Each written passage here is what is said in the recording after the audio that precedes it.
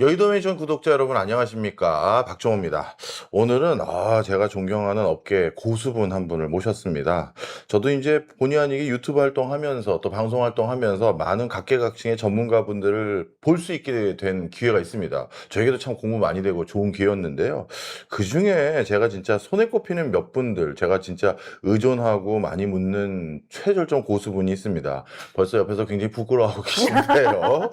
엄경아 신영증권 연구위원 모셨습니다.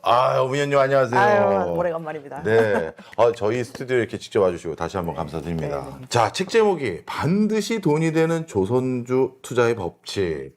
우리 아마 청취자들, 시청자분들 중에서는 그래도 감사하게도 저 쫓아다니면서 방송 봐주시는 분들도 계신데 기억들 하실 겁니다.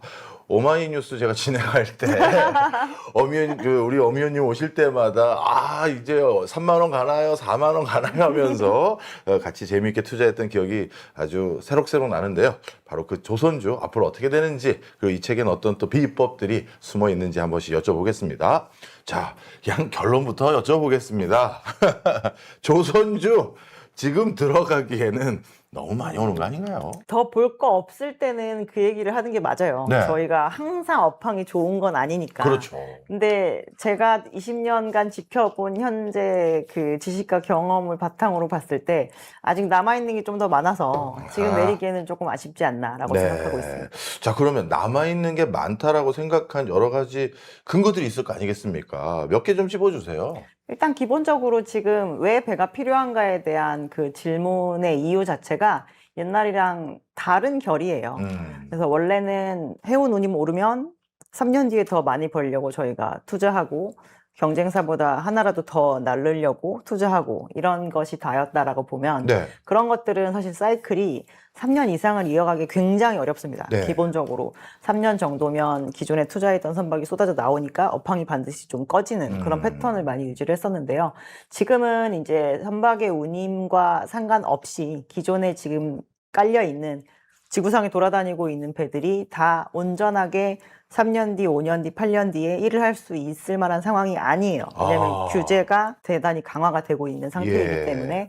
그래서 이제 교체 수요에 의한 선박 발주가 대량으로 나와야 되는 상황인데 이 부분에서의 그 발주는 이제 막 시작한 상황이기 때문에 저희가 그 부분을 어느 만큼까지 지속적으로 나오게 되면 조선업체들의 수익성에 어떤 영향을 주는지를 조금 지켜봐야 되는 부분이 남아있다. 그거 하나만으로도 충분히 앞으로 조금 볼만한 게 더 많다라고 말씀드릴 수 있을 것 같습니다. 그렇네요. 저한테도 누누이 알려주셨던 팁입니다만 진짜 이제 배를 운항하는 데 있어서 우리가 여러 가지 환경 관련한 규제 등등이 높아지면서 더 이상 기존 배는 입항이 안 된다, 운행이 안 된다, 이 말씀을 많이 주셨는데 이게 기존에 운임 기반으로 해서 우리가 어떻게 보면 사이클을 기반으로 투자했던 조선주의 흐름을 바꿔놨다, 이렇게 볼 수 있겠군요. 그러면 여기까지 쭉 말씀 주셨는데 저희가 요즘 반도체에 돈 많이 넣어놨고요. 그 다음에 이제 오늘인가 내일부로 이제 스페이스 X에도 넣어야 될 분들도 또 계실 거고, 또 오픈 AI니 엔트로픽이니 이런 것들 때문에 약간 좀 남겨둬야 됩니다 하는 분들 계신데, 그런 분들 중에서도 조선주 주목해야 될 거 알고 계시거든요. 그럼 다 살 수 없으니 뭘 하나를 찝어달라고 하면 우리 뭐 사야 됩니까? 어떠한 섹터건 그 섹터가 좋아질 때 처음부터 끝까지를 다 온전히 누리고 싶으시면 대장주 사셔야 됩니다. 대장주의 이제 개념은 매출이 제일 큰 회사일 수도 있고요. 시가총액이 제일 큰 회사일 수도 있고요. 근데 이 두 가지에 모두 해당되는 건 지금 현재 국내에 상장되어 있는 조선 업체들 기준으로는 HD 현대중공업이라고 보시면 될 것 같습니다. 네. 근데 HD 현대중공업도 사실 배와 관련된 여러 다른 계열사들도 있잖아요. 그래도 대장주인가 보죠? 직접적으로 영위하고 있는 사업의 커버리지가 조선업 안에서도 굉장히 넓은 편에 해당이 되기 때문에 이제 그 위에 더 오히려 저희가 중간지주 회사가 있어서 저는 개인적으로 그 회사를 더 추천을 해드리긴 하지만 만약에 정말 한 개만 찝어야 되면 뭐야 라고 하면 저희는 직접적으로 사업을 하는 회사를 사시는 게 그 산업을 사는 거잖아요. 그렇죠. 그래서 이제 그런 의미에서 이 회사가 가장 리딩 컴퍼니에 해당한다라고 말씀을 드립니다. 네. 사실 이렇게 어떤 회사를 우리가 어떤 딱 집어주고 전문가가 알려주신다 하더라도 아마 이 초보 투자자들은 왠지 모르게 이렇게 불안감들이 있나 봐요. 그래가지고 이것도 좀 사야 되는 거 아니야? 저것도 좋댔던데 막 이런 불안감들이 있어서 간간히 뭐 ETF를 그냥 굳이 사시는 분들이 있는데 네. 그럼 조선업 ETF 사는 거 이건 나쁜 건 아닙니까? 어떻습니까? 저는 좀 추천을 하는 것이 이 조선 업체들을 기가 막히게 이렇게 매매를 막 갈아타면서 하려면 그 회사가 뭐를 잘하는지를 굉장히 뚜렷하게 알고 있어야 되고 그래서 그 분야를 잘하는 회사가 그 분야가 뜰 때 실질적으로 퍼포먼스가 좋게 나타나는 것도 사실이거든요. 그렇죠. 근데 아무래도 이제 조선업 ETF를 운용하시는 분들이 그거에 대한 비율 조정을 일반적인 분들보다는 전문가적인 입장에서 저희는 좀 잘할 거라고 생각을 하고 있고 이 실제로 조선이 굉장히 호황이던 2007년에는 조선만 온전히 담은 ETF가 아예 없었어요. 네. 그래서 이번 사이클 때 조선업 ETF가 여러 업체에서 조금 생겨난 것도 있고 그래서 조선 섹터에 대해서 조금 집중적으로 투자를 하고 싶은데 나는 이 종목을 갈아타는 게 너무 피곤하다라고 하면 저희는 ETF를 사는 건 굉장히 좋은 선택이라고 생각하고 있습니다. 그렇군요. 사실 이렇게 투자 관련된 얘기 나누면서 갑자기 저도 궁극적인 의구심이 있어서 다시 책 얘기로 좀 돌아가 보면요. 사실 우리 엄의원님 같은 경우 조선 관련해서 트리거가 생기거나 그러면 모든 방송사가 제일 먼저 전화드리는 우리 진짜 다 우리 다 아시잖아요. 검증된 분이신데 이런 검증된 분이 왜 이 시점에 또 책을 이거 궁금해하실 거예요. 왜냐하면 저도 그렇거든요.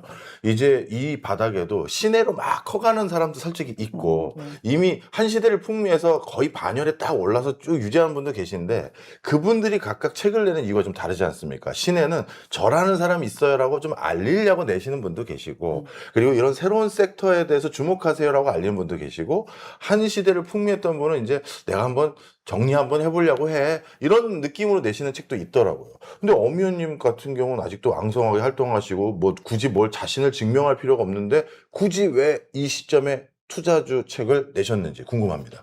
일단 시작 자체는 저도 제가 더 적극적이진 않았어요. 그러니까 여러 군데에서 요청을 하시긴 했는데 이제 그 요청사항을 좀 들어봤을 때 조선소 다니시던 분이 뭐 퇴임하시고 나서 이제 산업에 대한 얘기를 쓰신 케이스는 있는데 네. 아무도 자본시장에서 조선 주를 바라보면서 얘기를 써주는 경우가 없다라는 그렇죠. 얘기를 좀 그러네. 하신 부분도 있고 네.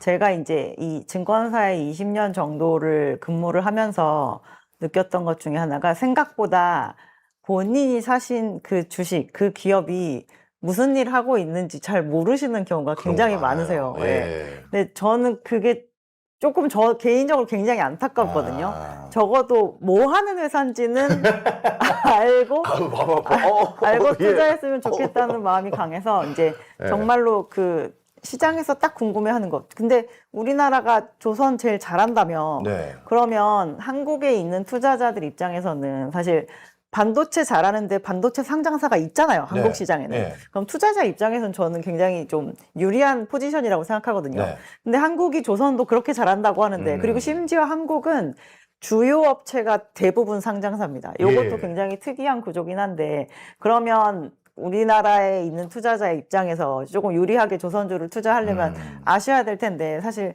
해기사가 아닌 이상 배를 타보실 일이 없을 맞아요. 거잖아요. 예. 그래서 이제 그거를 조금 간접적으로 알려드리기 위해서 왜 우리가 B2B 회사에 투자하기 어려운지 이제 이거를 조금 해소해 드렸으면 좋겠다. 그러니까 주식으로 접근하는 조선에 대한 얘기를 꼭 한 번은 해드리는 게 낫지 않을까 싶어서 네. 써봤습니다.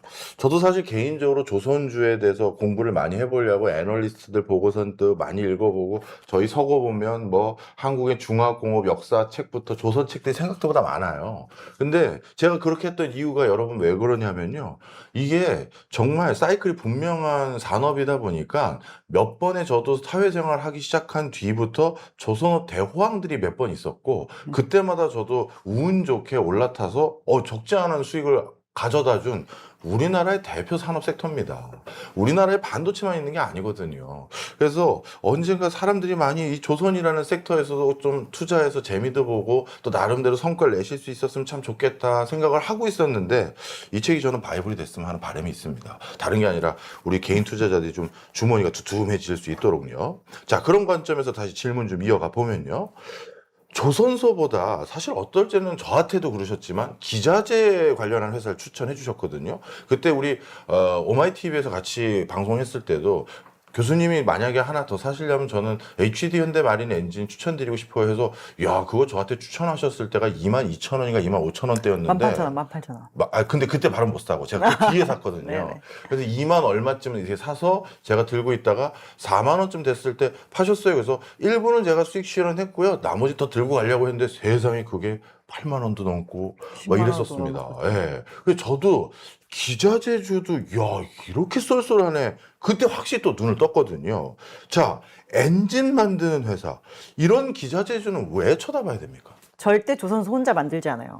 저희가 밸류체인이 이렇게 가닥가닥으로 잘 엮여 있어서 조선업체들에게 물량이 늘어나게 되면 반드시 이 회사들도 분명히 물량이 늘어나게 되는데 문제는 조선업체보다 기자재 업체들이 훨씬 더 이 춘공기를 많이 겪어가지고 많이 없어졌습니다. 예. 그래서 옛날에 하던 일의 양보다 분명히 전체 볼륨이 줄었는데 네. 본인의 시장 내 점유율들이 많이 높아져 있는 상황이에요. 네. 옛날에는 5군데가 했는데 지금 뭐 3군데밖에 안 하거나 이런 시기니까요. 그래서 분명히 이제 기자재 업체들은 저희는 항상 그 투자에 있어서는 플러스 알파적인 거를 추구하시는 분들에게 보통 투자하시라고 합니다. 왜냐하면 조선이 안 가는데 그 업체만 갈 수는 그렇죠. 없거든요. 그렇죠. 그래서 이제 추가로 더 뭔가 이 조선에서 플러스 알파를 좀 추구하고자 한다라고 하면 이제 사실하고 많이 말씀을 드리는데 이제 우리나라 조선이 굉장히 특이하게 또 경쟁 국가 대비해서는 심각하게 대기업 위주로 남았어요. 네. 그래서 우리나라 업체들은 몇 개 남지 않았는데 전부 상위에 완전히 포진이 되어 있거든요. 그래서 실질적으로 조선에 대한 수요가 많이 촉발되면 반드시 수요가 늘 수밖에 없는 상황이고 이거에 연결된 기자재 업체들의 수혜가 없을 수가 없는 구조입니다. 그래서 나는 완성조선 업체에 투자하는 것도 괜찮은데 여기에 추가로 뭐를 꼭 더 하고 싶어요 라는 얘기를 하셨을 때 그러면 조선업체 혼자 가지 않는 구조이니까 그거를 잘 쳐다보시고 사시면 그거에 대한 이제 플러스 알파 수익을 보실 수 있다라고 네. 말씀드리는 겁니다. 우리 위원님하고 다시 얘기하니까 진짜 옛날 생각이 납니다. 제가 그때 그 방송을 재미있게 진행하는 게 컨셉이라서 막 일부러 장난쳤거든요. 아, 이런 거 말고 더 센 거 주세요. 막 더 센 거 주세요 했더니 그때 기자재주가 그 더 셀 수 있다라고 하시면서 장난 겸 그러면서 정치한 내용을 설명을 해주셨는데 아, 그때 생각이 또 다시 나네요. 자, 그러면 기자재주에 엔진 말고도 우리가 눈여겨볼 숨은 주식들 뭐 아니면 분야들 있습니까? 기본적으로 배가 뭐 컨테이너선이다. 네. 그러면 그 조각이 한 250개쯤 돼요. 아, 블럭이. 네, 네. 그래서 그걸 밖에서 다 만들어서 오기도 네. 하고 안에서 만들기도 하고 그렇습니다. 근데 이제 국내 대기업들의 이 조선업에 대한 투자를 저희가 할 때 조금 아쉬웠던 점이 하나 있어요. 뭐냐면 국내에 있는 사업자들은 더 많이 만들고 이렇게 쭉 늘어나는 구조는 아니어서 2025년 이후부터는 한국 조선업은 이제 양적인 성장은 끝이야 라고 저희가 생각을 하고 예. 있었습니다. 근데 이제 작년부터 슬슬 업체들이 하는 얘기가 저희 굉장히 어려운 기간 동안 너무 많이 늘렸던 게 버거워서 조금 줄였던 국내 사업 부문의 사업장도 약간 재가동을 하고 네. 그리고 중국이 저렇게 하염없이 커지는 것을 보니 과연 내가 저쪽은 중국이 하는 저부가가치 영역이니까 나는 안 해야지 라고 하는 게 맞는 것인가 네. 아니면 나도 저쪽이랑 대응을 할 수 있는 영역을 내가 키워서 경쟁을 하게 해야지 라고 하는 게 나을 것인가 해서 후자로 약간 네. 입장을 조금 바꾼 상황입니다. 예, 예. 그래서 국내외로 국내 조선 업체들도 양적 성장을 다시 재개하는 입장인데 예. 이렇게 되려면 그 수많은 블록을 만들어주는 그 업체들에게 물량이 당연히 늘 수밖에 없어요. 그렇네요. 그래서 그러한 계획을 가지고 있는 대기업에 연결되어 있는 협력업체, 소위 얘기한 블록 업체들이 네. 지금 상황에서는 조금 수혜를 볼 수 있을 만한 부분이 새롭게 조금 생기는 그런 상황이라고 볼 수 있습니다. 그렇군요. 역시 산업을 바탕으로 투자를 할 때는 여기 다음에는 어디로 가는 거야? 그 다음에 이게 변목 현상이 생기면 어디로 가는 거야? 아니면 여기에서 일이 많아지면 그 다음은 어디에다 부탁하는 거야? 이 흐름 이것만 잘 봐도 참 수익 거둘 수 있는 게 많네요. 맞아요. 예. 산업 지도를 한번 네. 그려보시는 게 정말 좋은 큰 네. 도움이 됩니다. 아, 그럼 이번에 좀 출판사에 돈 좀 쓰라고 해서 쫙 펼치면 이게 산업지도 나오게 좀 해주시지. 제가 그 생각을 못했어요. 아니, 농담입니다. 자, 그런데 이런 과정에서 우리가 조선주를 또 주목해야 될 이유가 작년에 계속 있었던 게 바로 맞습니다. 미국 군함 고쳐줘야 된대. 이 소리가 있었잖아요. 자, 이거는 그러면 실제 그 뒤로는 요즘 워낙 하수상한 소식들이 많아서 우리가 팔로우업 되는 보도를 못 봤는데 이거 그 뒤로 진행이 되고 있는 건지, 그리고 진행이 된 것뿐만 아니라 미국이라는 큰 어르신에게, 큰 형님에게 발주받은 거라서 이게 돈이라도 제대로 청구할 수 있는 건지 그 두 가지 좀 설명해 주세요. 고쳐주세요는 굉장히 조용하게 쭉 진행이 되고 있어요. 네. 그래서 2025년에도 국내 대형 조선 업체들이 MRO라고 하는 그 수리 조선 관련된 수주를 좀 받았고, 네. 2026년 들어서도 요즘 마스가 되고 있어 없어? 라고 물어보지만 실질적으로 아름아름 지금 그 MRO 계약은 되고 있는 상황입니다. 예. 근데 이제 우리가 기대했던 실질적인 그 마스가는 미국이 군함을 우리한테 만들어! 뭐 이렇게 하는 네. 거면 진짜 와, 우리가 진짜 안 하던 되게 큰 시장에 들어가는구나라고 생각을 하려고 했는데 예. 이제 지금까지 있는 확실히 변한 건 뭐냐면 일단 법적 근거를 마련해야 됐어요. 그래서 대미 투자 특별법을 한국이 이제 통과를 시켰죠. 저희는 네. 아마 6월 18일부터 그게 이제 발효가 돼서 가동이 되고, 얼마 전에 한국의 장관이 미국에 가서 저희가 한미 조선 협력 관련된 그 파트너십을 구성하기 위한 MOU를 맺고 왔고, 네. 한미 조선 파트너십 센터를 네.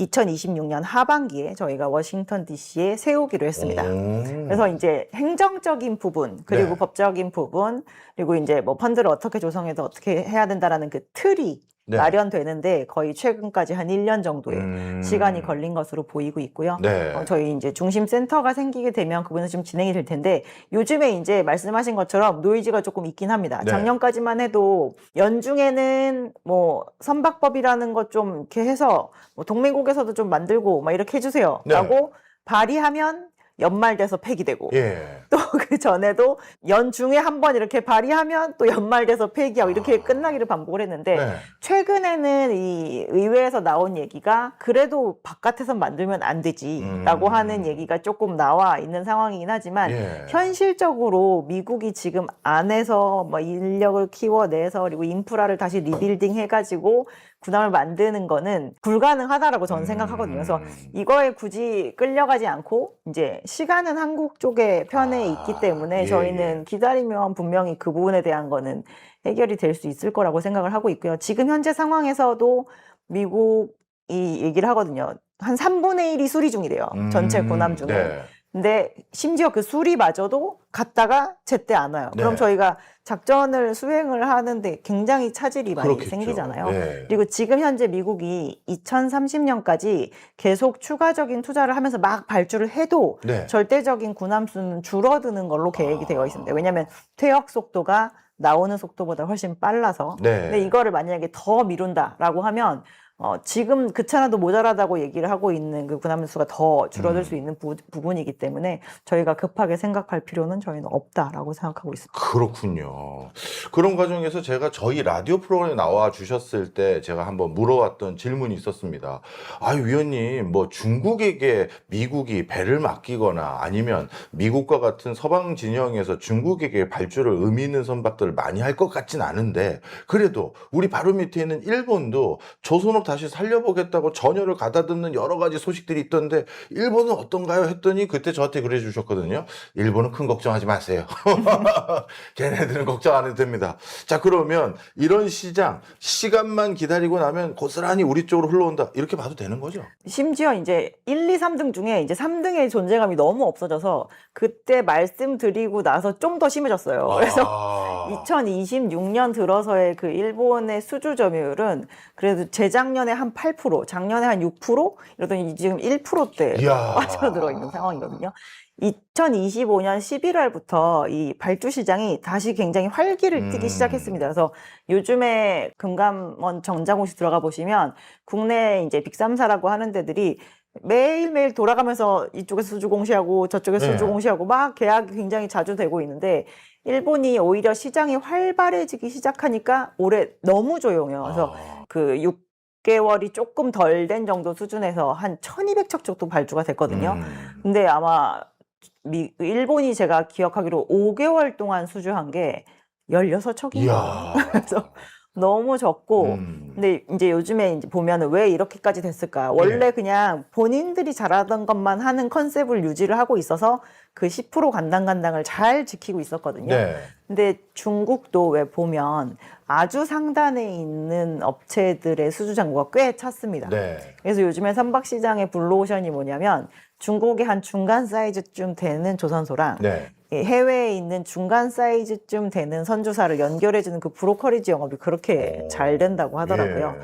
그래서 어떻게 보면 일본이 자기네들 나름으로 하던 그 시장에 갑자기 중국의 중간 정도 사이즈의 조선소가 확 들어오니까 네. 거기서 이제 맥을 못 추기 시작하는 게 많이 보여서 이 상선 부문이 이렇게까지 축소가 되고 있는데 지금 뭐 미국과의 그 내고를 하는 데 있어서 조선업을 이용하고 이럴 겨를도 좀 없지 않을까라는 생각이고, 일본의 정부 차원에서는 뭐 1조 엔을 막 투자를 해서 국영 조선 그룹을 만들고 네. 막 이렇게 굉장히 계획을 하고 있는 상황이긴 하지만 실제로 민간 기업들은 그 방향에 굉장히 동조하는 방향으로 움직이거나 이러진 않고 있습니다. 그렇군요.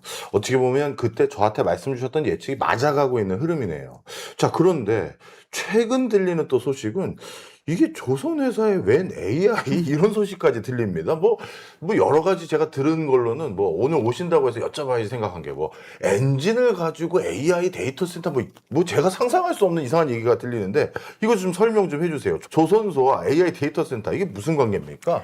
일단 그냥 이 문제는 되게 전기가 부족해요에서 시작한 네. 문제예요. 왜 선박에 굳이 들어가는 발전 엔진을 사용하느냐? 네. 원래 선박에 들어가는 이 발전 엔진은 선박이라고 하는 굉장히 좁은 공간에서 전기 발전을 하는 거잖아요. 예. 그래서 굉장히 컴팩트하고, 그러니까 선진국은 전력망이 되게 촘촘하게 잘 되어 있지만 신흥국들은 그게 잘 안 되잖아요. 그렇죠. 그래서 저희가 이런 선박 그 엔진을 여러 세트 만들어서 탁 놓으면 그게 그냥 발전소예요. 예. 근데 이게 전력망이 잘 깔려있지 않아도 급하게 저희가 전력 공급을 하는 데는 이만한 게 없습니다. 그래서 지금까지 국내에 있는 선박용 엔진사의 육상 사업 부문에서는 원래 하던 거예요. 근데 이번에 이제 HT현대중공업이 갑자기 한 6천억 대의 AI 데이터 센터용 그 엔진 수주를 미국에서 받았잖아요. 그래서 예. 여기는 선진국인데 싶지만 여기도 지금 너무 부족한 겁니다. 이 부족해서. 전력 수급이. 그래서 저희가 가스터빈이 있어서 대규모 발전소를 지어서 많은 발전량을 얻어내기까지는 지금 굉장히 이 중간에 비어있는 이 공간이 있기 때문에 예. 브릿지 역할을 하는 데 있어서 이제 선박용 발전 엔진이 큰 역할을 하게 되는 거고요. 원래 하던 사업인데 저희가 갑자기 미국에서 이렇게 턱하니 나오니까 안 하던 신시장이 열리나라고 싶지만 그만큼 이제 전 세계 전력이 굉장히 부족하구나라고 하는 거에 수주 국가가 바뀌었을 네. 뿐이라고 생각하시면 될 것 같아요. 그렇군요. 이제 또 이것도 어떤 스토리인지 이해가 되기 시작했습니다. 자, 오늘 지금 우리 위원님 모시고 엄 위원님 모시고 쭉 얘기를 들어보니까 우리 조선업에서 아직까지 기대할 수 있는 여지가 굉장히 많구나. 오히려 더 늘었다 하는 생각도 드는 대목들이 많습니다. 자, 그런데 아마 이 방송 들으시는 분들은 또 이렇게 생각하시는 분도 계실 거예요. 우리 둘이 지금 얘기 나눴을 때도 나왔던 여러 종목들 중에 뭐 HD 현대마린 엔진이라든가 이 몇 가지들도 사실 고점보다는 좀 내려와 있는 건 사실이거든요. 많이 내려왔어요. 예. 그러다 보니까 아니 엄 의원님 저희도 이해가 됐고 엄 의원님 말씀이니까 저희도 믿음이 가죠. 그런데 이게 다시 내려왔는데 이 흐름은 어떻게 읽어야 되고 고점에 비해서 내려온 걸 그다음에 그건 다시 또 가는 건지 이게 제일 궁금해하실 것 같아요. 업종 자체는 완성조선 업체들은 지금 최근 한 8, 9개월 정도 거의 기간 조정에 가까운 네. 조정을 받은 상태이고, 기자재 업체들은 늦게 오르긴 했는데 기간 조정 기간에 가격 조정까지 더해져서 지금 그 저희가 막 좋게 얘기했던 거를 조금 실현한 다음 정도 수준으로 다시 돌아온 상태인 것 같아요. 네. 심한 업체들은 주가가 거의 절반으로 네. 빠져 있는 상황입니다. 근데 이제 지금 조선주의 흐름을 보면 사실 25년 상반기까지는 모든 섹터에서 상대적으로 조선주가 이건 안 들고 가면 안 되는 그런 게 굉장히 컸잖아요. 예. 근데 25년 하반기부터는 그 흐름이 이제 쏠림이 확연히 어디로 가버렸죠. 네, 갔죠. 근데 네. 그때 저도 이제 얘기를 했던 것 중에 하나가, 아니, 제가 만약에 일반 투자자면 저도 사고 싶은 다른 섹터가 눈에 확 뜨이면 당연히 여기서 실현하고 가고 싶은 생각이 많이 들 것 같습니다라는 예. 얘기를 드렸는데, 이제 갔다가 너무 안 돌아오고 계시긴 한데, 예. 요즘에 그래서 업황이랑 주가가 진짜 한 3개 분기에 걸쳐서 완전 거꾸로 완전 거꾸로 가고 있는 상황이에요. 근데 그 이전 세 분기도 예. 또 반대로 거꾸로긴 했거든요. 저희 25년에 마스가에 굉장히 시장은 꽂혀 있었지만 실제로 수주 업황 자체는 조금 별로였어요. 24년이 워낙 좋았었던 것도 예. 있어서 기고 효과도 있으면서 선주들 입장에서는 조금 관망세였었거든요. 그래서 그 정도의 같은 기간만큼 지금 저희 위로 거꾸로 타고 여기는 아래로 거꾸로 탄 그런 상황이긴 한데, 여기에서 업황은 흔들리지 않고 쭉 갈 길 갑니다라는 식으로 되면 저희는 업황에 결국 주가는 수렴할 거라고 생각을 합니다. 네. 사실 뭐 저같이 진작 그 추천 잘 받아서 아주 저점에 산 사람들은 요즘 떨어져 봤자 라는 수준까지밖에 안 떨어졌기 때문에 마음이, 사실 조선주는 바라보는 게 저는 솔직히 좀 마음이 편한 편이었어요. 워낙 일찍 들어갔잖아요. 네네. 그런데 늦게 지금이라도 들어가시려고 고민하시는 분들, 그리고 AI 쪽에만 너무 태워서 약간 불안불안한 분들, 그런 분들에게 진짜 농담이 아니라 우리나라에는 반도체만 있는 나라가 아닙니다. 조선 최강국이라는 걸 꼭 기억해 주시고요. 수급이라든가 이런 것 때문에 주목받지 못할 때 이 타이밍 공부를 좀 이 책 읽고 바짝 하신 다음에 그래서 확신을 가지셔야죠. 안 그러면 안 됩니다. 저도 10,000원 후반대 추천 받으셨는데 그 사이 저도 또 공부를 하고 제가 사야 되다 보니, 저도 일정이 바쁘다 보니까 한 1, 2주 지난 뒤에 딱 사니까 20,000원 넘었는데, 야, 지금 들어가도 되겠다 해서 냉큼 산 거였거든요. 자, 그래서 여러분들도 이 책으로 우리나라에는 반도체만 쳐다볼 게 아니다라는 거 꼭 이해하시고 조선에서도 앞으로 많은 성과 얻으시길 바랍니다. 마지막으로 조선주 투자하려는 분에게 격려 한 말씀 해주세요.